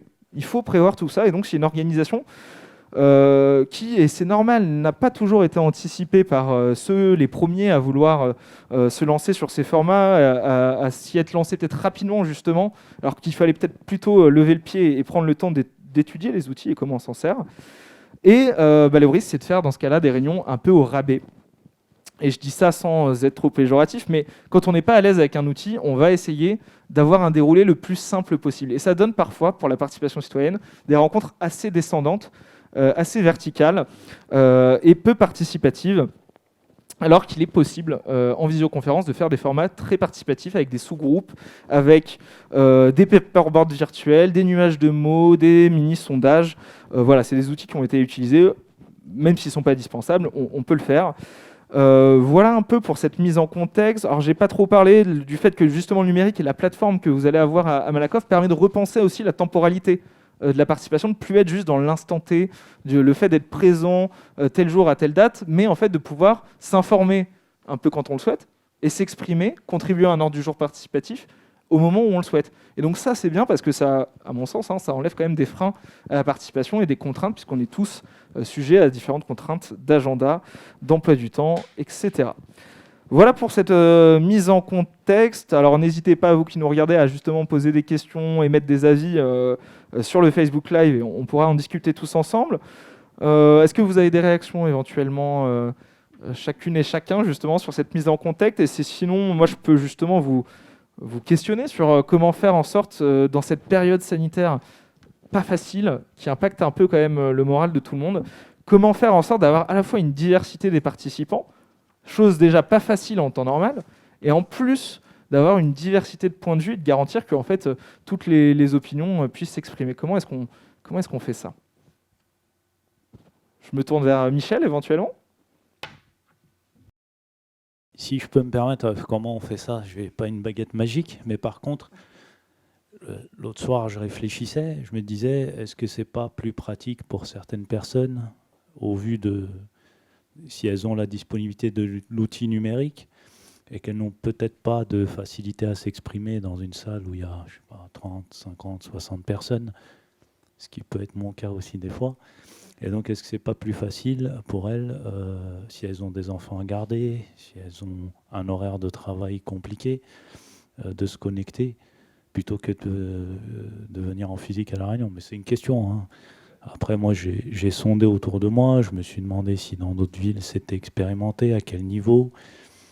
Bon, mes amis de Gennevilliers m'ont dit qu'ils l'ont expérimenté en numérique, que ça multiplie des fois par 3, par 4 les participants. Le public est divers, comme vous disiez. D'ailleurs, je salue mes amis de Gennevilliers. Et ils m'ont dit que le public était différent, parce que justement, certains publics avec des familles monoparentales, où on ne peut pas laisser les enfants, des personnes qui ont d'autres priorités que se déplacer pour perdre 1h30, 2 heures dans un conseil. Quand je dis perdre, parce que des fois, on a l'impression que c'est une perte de temps, quand ça vire au débat qui n'est pas vraiment citoyen. Et donc, c'est une idée, je m'étais posé cette question. Apparemment, on me dit que partout, ça a été expérimenté. Il y a eu des augmentations. Est-ce que c'est bénéfique? Peut-être qu'on le verra, nous, chez nous. Mais voilà. Merci. Madame la maire, est-ce que vous aviez des remarques éventuellement? Oui, c'est vrai que la situation à laquelle nous met le Covid nous fait réfléchir et nous oblige à trouver des nouvelles formes de participation citoyenne. Tout ce que vous avez dit, je pense qu'on l'a déjà bien pratiqué, sauf peut-être les interactions, parce qu'évidemment, là, on se remet sur les conseils de quartier, mais et donc ça nous oblige effectivement, sans doute, même quand on reviendra dans une vie normale, dans le monde d'après, quand on fera des vraies réunions avec des vrais gens, parce que c'est bien aussi d'avoir les gens en direct, de pouvoir avoir un complément. En effet, ça, je trouve que c'est un élément intéressant, penser à avoir la visio pour les gens qui ne peuvent pas se déplacer, pour un tas de raisons, comme vient de dire Michel. Alors, sur tout ce qui existe déjà, nous, à Malakoff, la Commission nationale des débats publics, on l'a déjà sollicité. D'abord parce qu'on avait sur les compteurs Linky par exemple, voilà, parce qu'on avait considéré que le débat à l'Assemblée nationale avait été bâclé et qu'il nous avait pondu une loi et on a été débordés. C'est-à-dire quand elle est venue à Malakoff, on s'est retrouvé avec des gens qui venaient de l'Eure-et-Loire, du Val d'Oise, voilà, ce qui montrait bien que le débat avait été bâclé d'ailleurs, parce qu'il y avait une volonté, une envie d'en être et de discuter de la population qui dépassait largement les frontières de Malakoff. On s'est retrouvé avec une salle remplie et plus assez de place d'ailleurs. Et la Commission nationale est arrivée avec un truc quand même très, très cadré. Hein. Il y avait les intervenants. Et donc, mais les gens de Malakoff ont dit, attendez, vous êtes à Malakoff, c'est pas comme ça qu'on va faire. Hein. Donc les tables, vous n'allez pas les mettre comme ça. Et donc, ils ont été obligés de faire autrement parce que nous, on a quand même l'habitude de aussi travailler avec les habitants. Mais ça s'est très bien passé, hein, ceci dit. Donc moi, je pense qu'il y a une envie d'en être. C'est toujours, nous, c'est ce qu'on avait constaté avec Malakoff et moi. Hein. Donc nous, on se déplaçait dans les quartiers, dans des endroits où on n'avait pas l'habitude d'aller, dans les lieux que les Malakoffiots et les Malakoffiotes ne connaissaient pas. Et on avait déjà rencontré beaucoup de gens qu'on n'avait pas l'habitude de voir venir dans les conseils de quartier parce qu'on avait fait une mobilisation citoyenne exceptionnelle. Bon, mais c'est vrai qu'on ne peut pas le faire à chaque fois. Par contre, ça nous avait un peu soucié de se dire comment on fait pour ne pas perdre ces gens-là et pour les garder. Donc sans doute que le numérique, je crois, peut nous aider effectivement à aller dans les foyers, chez les gens, et je crois que c'est complémentaire. Voilà, c'est complémentaire. Sonia. Juste pour ajouter un petit point, et c'est bien pour ça que on a un élu qui est Grégory Guterres, qui est élu au numérique et à la citoyenneté. Parce que on a bien conscience qu'il faut, parce que la fracture numérique, elle existe, elle est prégnante depuis la période Covid, mais elle existait déjà avant. Hein, on le voyait sur l'accès aux droits, etc. Donc il y a un travail aussi qui est fait par les services sur cette fracture numérique et comment ces outils peuvent aussi nous aider en même temps à développer la démocratie participative. Merci beaucoup. Je vais en profiter pour relayer quelques-unes des questions que nous avons sur le Facebook Live qui ne concernent pas directement forcément la démocratie locale, mais qui sont quand même dans la thématique d'actualité liée au Covid, avec notamment une question: que fait la ville pour lutter contre le Covid? Centre de vaccination, dépistage, protocole sanitaire. Madame la maire. Bon, si j'avais su que j'allais participer à un Facebook Live, parce que faut que vous sachiez, monsieur Nicolas, que nous avons des Facebook Live, y compris tous les mois. Hein. Tout donc à fait. la maire, maintenant en plus, je me fais toujours accompagner de deux adjoints, 2 élus, pour pouvoir avoir des thématiques différentes. Le prochain, d'ailleurs, aura lieu le 10 avril prochain. Oui, évidemment, rapidement, nos services publics dans l'ensemble sont tous mobilisés sur la question de Covid, chacun dans son secteur précisément. Et effectivement, nous avons en fait le soulagement d'avoir un centre de vaccination depuis lundi dernier. Il est ouvert, il est mutualisé avec la ville de Châtillon. Ça a été une longue bataille, parce que il n'y en a pas dans toutes les villes, évidemment. Et donc, on a bon espoir de vacciner au maximum. Il y a 930 doses pour cette semaine-là, 950 pour la semaine d'après. On espère que ça va continuer. Ça participe, en tout cas, la vaccination pour nous, d'un élément de retour à la vie, à la normale, entre guillemets, même si potentiellement ce qu'on va nous annoncer demain ne sera pas forcément des bonnes nouvelles. On attend ce que va nous dire le Premier ministre. Moi, j'ai une audioconférence avec le préfet vendredi matin. Mais en tous les cas, nous, on a tout. C'est une priorité en ce moment. Voilà, c'est-à-dire qu'effectivement, il ne faut pas nous en vouloir s'il y a un peu moins de rendez-vous au CMS en ce moment, s'il faut prendre rendez-vous pour faire des prélèvements de sang, etc. Parce que, évidemment, il faut aussi les soignants pour aller dans le centre de vaccination. C'est notre priorité et on a du personnel qui, tous les jours, va y travailler. J'en profite pour les remercier parce que ce n'est pas leur cœur de métier, ça, forcément. Ils vont répondre des téléphones, ils vont prendre les rendez-vous, ils vont accueillir les gens. Et c'est une grosse mobilisation de notre service public. Et franchement, il faut vraiment qu'on s'en sorte et la vaccination en fait partie. Voilà. Merci beaucoup. Une autre question qui revient beaucoup, donc c'est le fait que Malakoff s'inscrit dans un contexte territorial qui est celui du Grand Paris. Et donc là, on a beaucoup de questions qui reviennent là-dessus sur, par exemple, une question d'Adrien: que faites-vous pour lutter contre les nuisances des travaux du Grand Paris?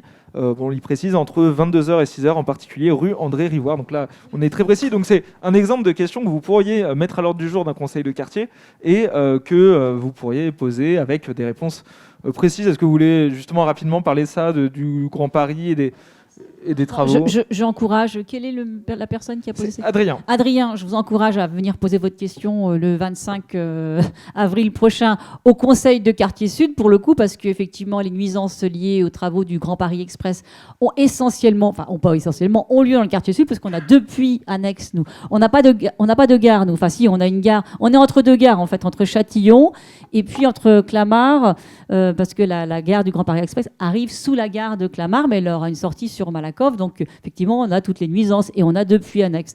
Donc, c'est long, c'est des travaux qui sont longs, qui sont pénibles, qui sont compliqués. On le sait, on a fait des réunions publiques, les premières réunions publiques, mais je dirais on arrive quand même au bout, hein. Les premiers rendez-vous, des réunions publiques qu'on a eues il y a 5-6 ans avec la Société du Grand Paris dans le Sud, c'était des réunions chaotiques, hein. On se faisait chambouler parce que les gens avaient peur, parce que ça creuse sous terre. Bon, je crois que petit à petit, les gens ont quand même bien intégré que la Société du Grand Paris, le Grand Paris Express, c'est un enjeu majeur de désenclavement de la banlieue, notamment. Hein. On va aller sur 68 gares autour de Paris, 210 km de métro construits en plus du reste. On sera à 20 minutes de la Défense, on pourra faire le tour. Donc, évidemment, c'est un chantier qui est pharaonique, qui crée des emplois aussi, y compris des emplois d'insertion. Mais effectivement, il y a des nuisances. Et encore, je vous assure, on n'est jamais bien servi, hein. Mais à Malakoff, c'est difficile pour les habitants. Mais il y a des villes où il y a 2 gares, je pense à la ville d'Arcueil et de Cachan, ou même de Bagneux, où là, il y a des trous béants. Il y a eu des trous béants pendant plus d'1 an avec des tunneliers. Donc, c'est vrai que c'est dur, mais en même temps, il n'y a pas de travaux sans nuisance, malheureusement. Sonia. Si je peux me permettre, hein, malgré tout, on a été quelquefois sollicité par des habitants et on est en relation quand même directe avec les responsables de la Société du Grand Paris Express pour faire remonter à un moment donné les réclamations des riverains, d'ailleurs, quelquefois, hein, sur les nuisances la nuit particulièrement. Mais ce sont des chantiers d'intérêt public, hein, donc c'est compliqué pour une municipalité aussi de faire entendre sa voix. Juste préciser que pendant le confinement, le premier confinement, nous, on avait fait un arrêté municipal pour interdire les chantiers qu'on s'est fait retoquer par le préfet quand même. Y compris, il faut que les gens comprennent que quand il y a une déclaration d'utilité publique, la ville n'a pas totalement la main. On essaye avec nos outils à nous, mais notre arrêté on avait demandé, parce qu'il y a des gens travaillaient chez eux, à ce qu'il n'y ait pas de travaux. On s'est fait retoquer par le préfet.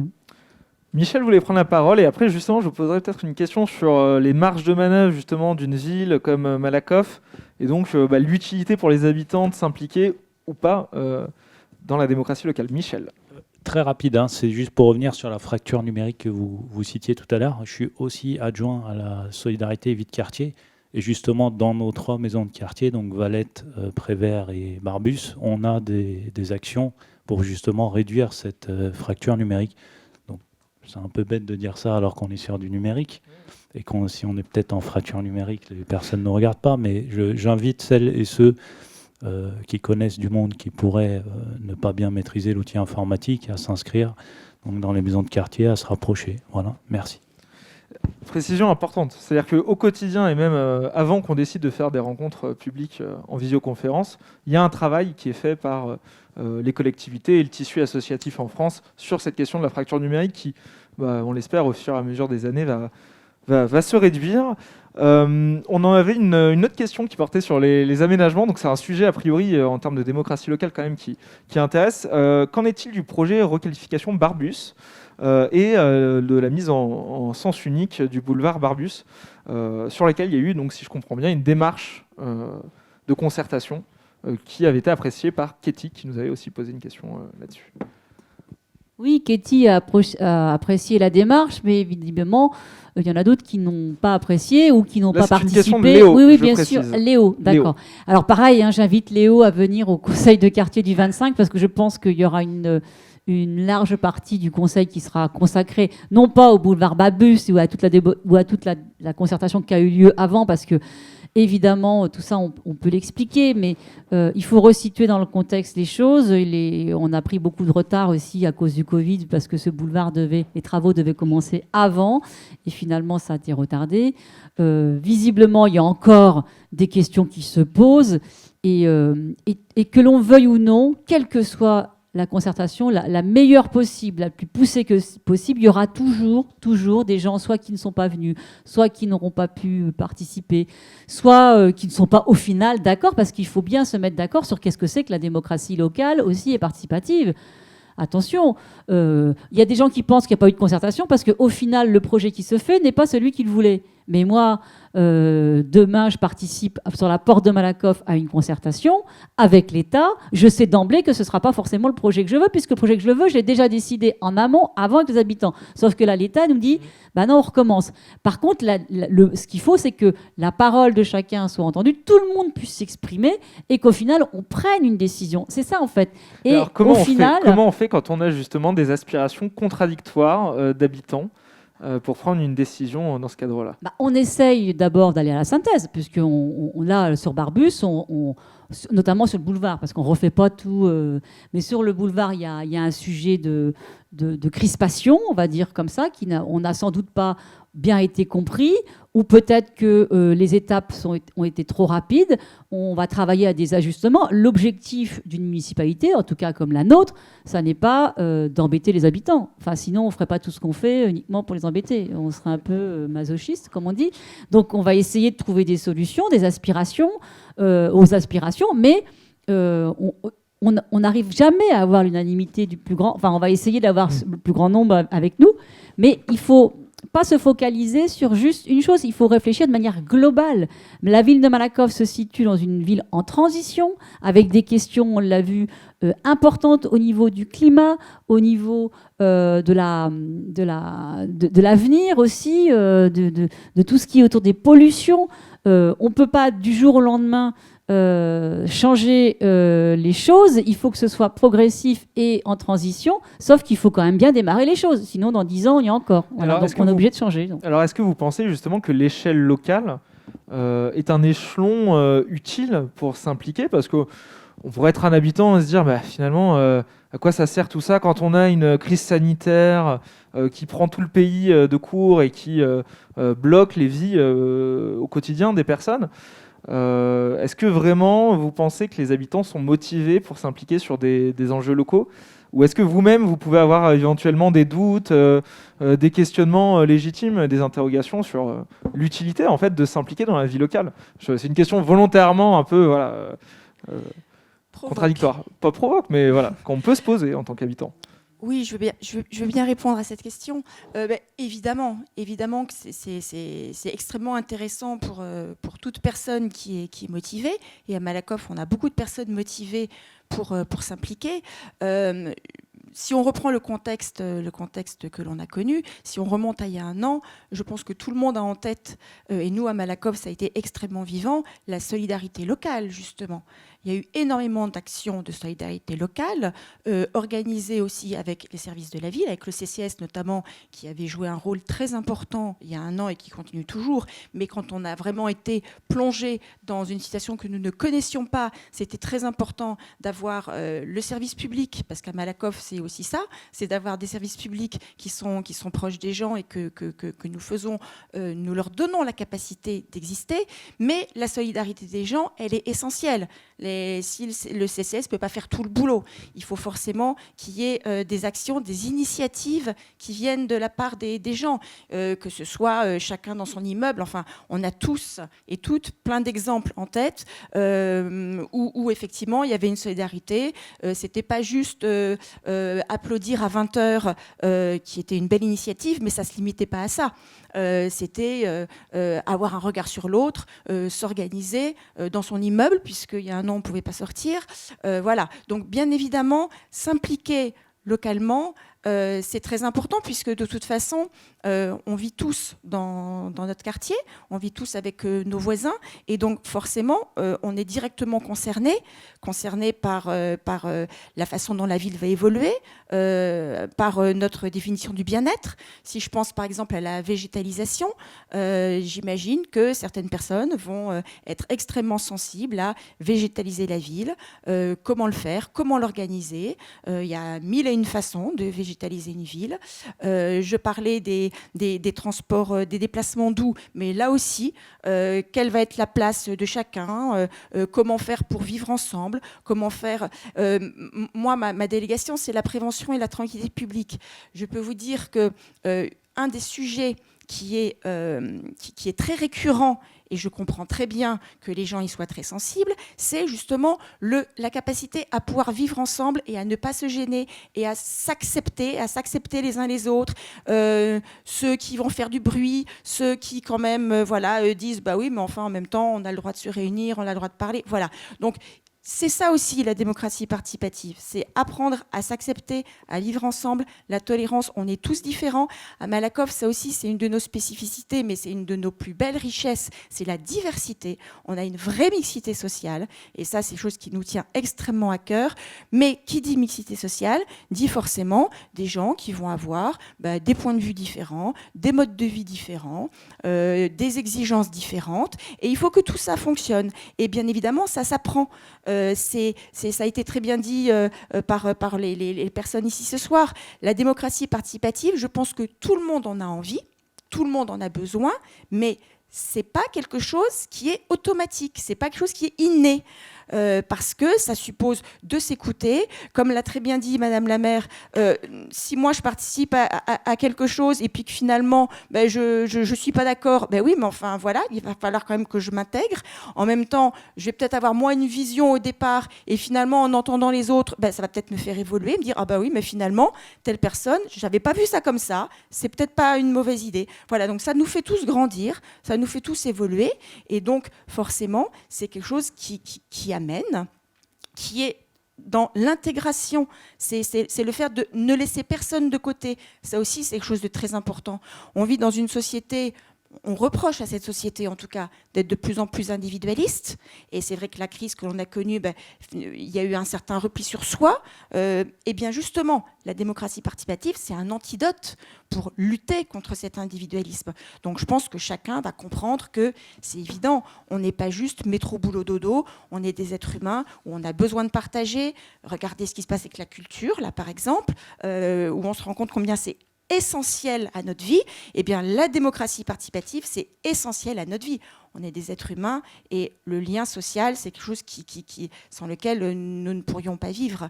Donc c'est pour ça que tout le monde comprendra que c'est fondamental et qu'il a tout à fait intérêt à faire entendre sa voix et à créer des projets. Le budget participatif, ça va complètement dans ce sens.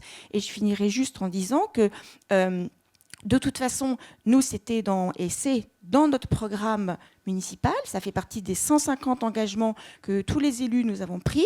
Et bien évidemment, c'est donc un cahier des charges. Ces 150 engagements, ce n'est pas juste les élus qui les ont trouvés. Voilà, c'est ça. En fait, la démocratie participative, elle a existé au moment de notre campagne municipale il y a 1 an. On fête le 1er anniversaire d'ailleurs, parce que nous, on a été élus le 15 mars. C'est vrai que ça s'est co-construit. On a participé, moi j'ai souvenir, on a tous participé à des ateliers où on avait réuni, et c'était ouvert à tout le monde. C'était pas, on triait pas les gens à l'entrée. Tout le monde pouvait participer, tout le monde pouvait venir co-construire avec nous le Malakoff de demain qu'on voulait pour les 6 années à venir. Donc voilà, donc c'est ressorti de ces ateliers une forte demande des habitants et pour nous maintenant c'est important avec tout le monde de le mettre en pratique. Et alors justement pour vraiment aller là-dessus, comment est-ce qu'on fait pour garantir aux habitants qui ne partageraient pas les idées de la municipalité, de la mairie, leur garantir que les conseils de quartier c'est quand même aussi un espace pour eux et que finalement il y a une neutralité du dispositif des conseils de quartier. Comment est-ce qu'on fait pour prouver ça au-delà des intentions ? Je crois qu'il faut avoir un discours franc et transparent. Et c'est ce qu'attendent aussi les habitants. Il y a plusieurs choses.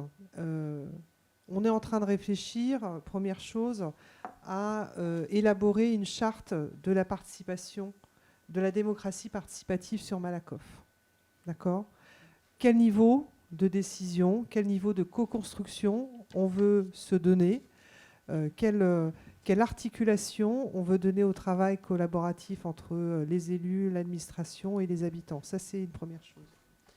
La deuxième chose, c'est qu'on a cette fameuse charte de fonctionnement des conseils de quartier qui vont permettre justement, et sans démagogie, et je pense que c'est important de le dire, la démocratie participative, c'est pas faire croire aux gens, aussi leur donner du rêve, leur vendre du rêve. Madame Ibos l'a dit, on a été élus sur des engagements, mais les deux sont complémentaires. Je pense que les engagements, on a été élus dessus, et donc il faut les mettre en place. Et pour la mise en place, il faut les co-construire, il faut co-décider avec les habitants. Mais il y a aussi des choses qui arrivent en cours de mandat. Et il faut aussi que nous, on puisse s'adapter aux attentes des habitants sur des actions qui seraient à mettre en place. Comment inciter les gens, comment élargir le public, ça va se réfléchir avec les habitants. Moi vraiment, est-ce qu'on doit faire des conseils de quartier par thématique ?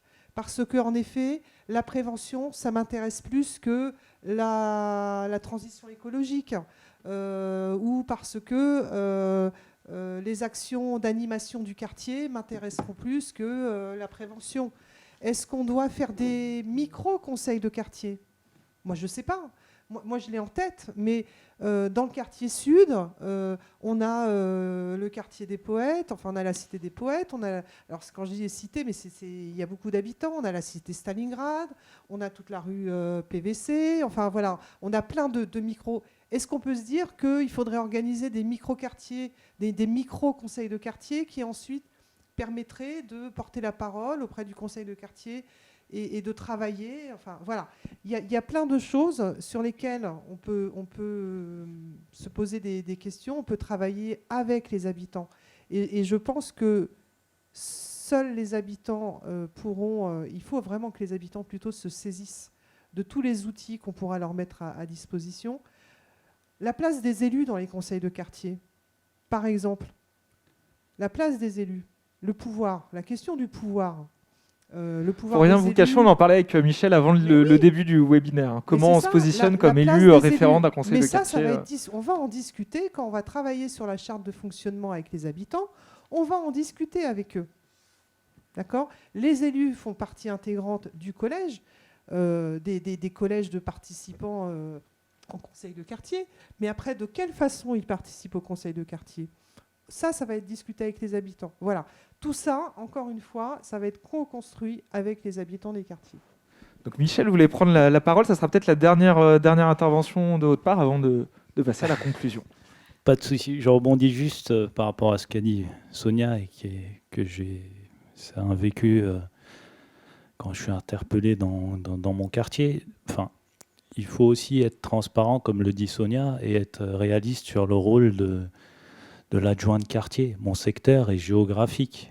Je ne suis pas dans mon secteur apte à répondre à est-ce que le ralentisseur un tel et machin, est-ce que, en tout cas dans la rue, je peux être le relais d'une information, le relais de prendre les coordonnées de la citoyenne ou du citoyen et de suivre le circuit que notre cher démo local a mis en place pour pouvoir faire circuler l'information. Et nous n'avons qu'un secteur géographique. Et je pense qu'on a une responsabilité, nous, en tant qu'élus de secteur géographique, de respecter le secteur des autres élus, et qui n'est pas géographique. Donc restons à notre place, soyons transparents, on ne sera pas des encyclopédies, on ne sera pas en mesure de répondre à tout. Et bien souvent, je suis démuni quand je suis interpellé sur des sujets assez pointus dans la rue, mais on peut être ce relais. Juste une chose par rapport à votre question provoque de tout à l'heure.